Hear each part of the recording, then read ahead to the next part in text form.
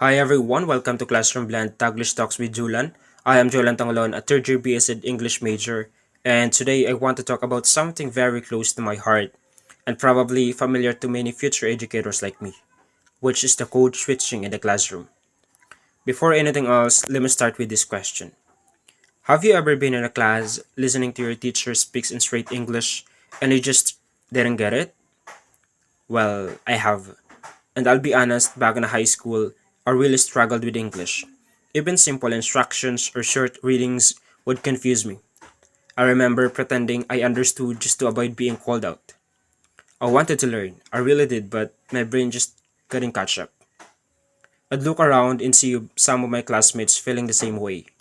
And then, the moment our teacher switched to Tagalog or even a bit of Rinconada, like boom, we understood. Just like that. That's when I realized the quiet power of code switching. It wasn't just about language, it's about giving us access to the lesson. So, what is code switching? Code switching is simply shifting from one language to another. In our case, from English to Tagalog or Taglish. Some people think it's a sign of weakness or laziness, but honestly, it's a powerful teaching strategy, especially here in the Philippines where not everyone is fluent in English. Let's be honest, not all students have the same exposure to English at home or in their communities. For many of them, the classroom is the only place where they hear it regularly. So when we use English all the time with no support, we may be unintentionally shutting some students out. As a future English teacher, I've already observed classrooms where this happens. Some students just stay quiet the whole period, not because they are not smart, but because they feel disconnected. That fear builds a wall between them and learning. But when we switch to Tagalog at the right moment to explain, to clarify, or to connect, it's like we're opening a door. Suddenly the lesson more feels more reachable, more human. And that's the point, isn't it? Education is not just about delivering content. It's about reaching our students. Here's what I've learned as a future teacher. When I was a high school student, code switching honestly saved me. I remember feeling so frustrated during reading exercises because I didn't fully understand what I was reading. The vocabulary was hard, the sentence structures were confusing, and sometimes I didn't even understand the question being asked. But when my teacher paused to explain in Tagalog, everything became clear. It made me feel seen, like my struggle mattered.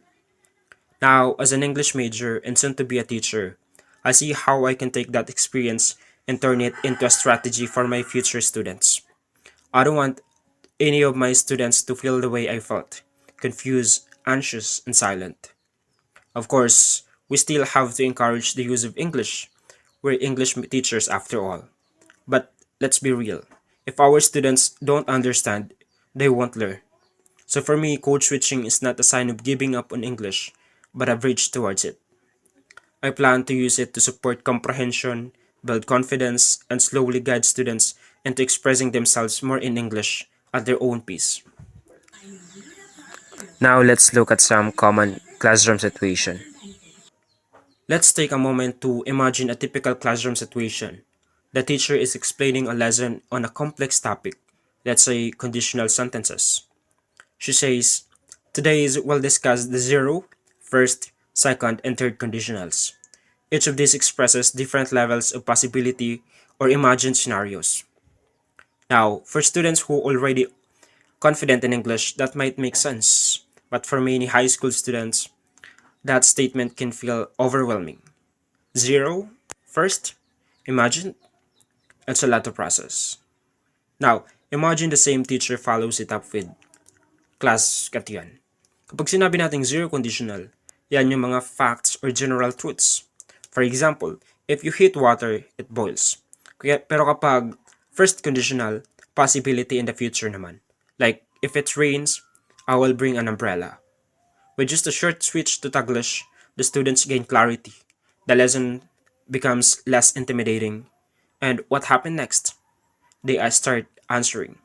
They start engaging. This is a simple but powerful reminder that code switching doesn't mean dumbing down the lesson. It means making space for everyone to understand and participate. To my fellow BSED students and future teachers out there, Don't be afraid to switch. Use it wisely, intentionally, and with purpose. You're not corrupting the language. You're helping your students connect. We must speak the language of our learners before we expect them to speak ours.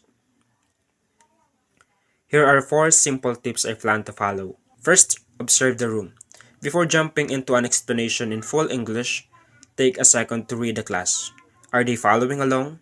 Are they nodding just to look like they understand? Or do they actually get it?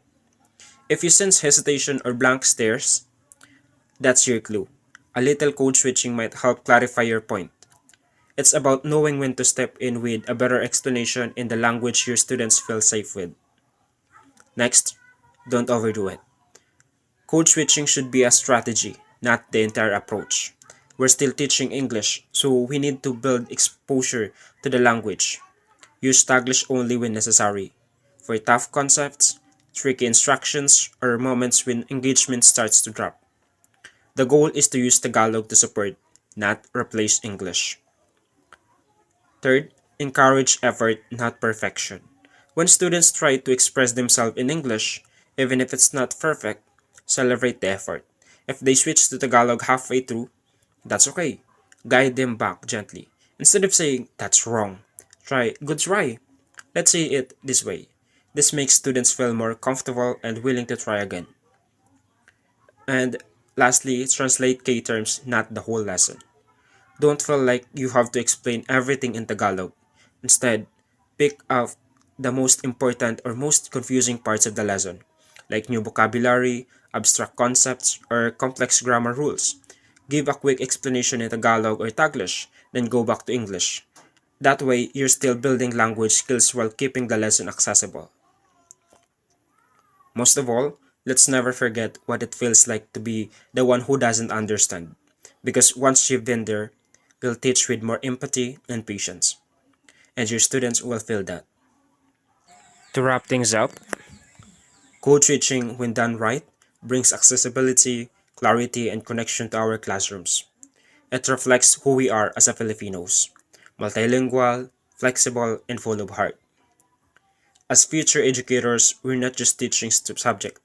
As future educators, we're not just teaching subjects. We're building bridges, and sometimes the language we choose is the material that holds that bridge together. So that's it for today's episode. Thanks for turning to Classroom Blend Taglish Talks with Julan. If you've ever experienced the power of code switching, whether as a student or as a teacher, I'd love to hear your thoughts. Feel free to message or comment on our class page. Until next time, keep teaching with purpose and keep blending with heart. That's all. Thank you.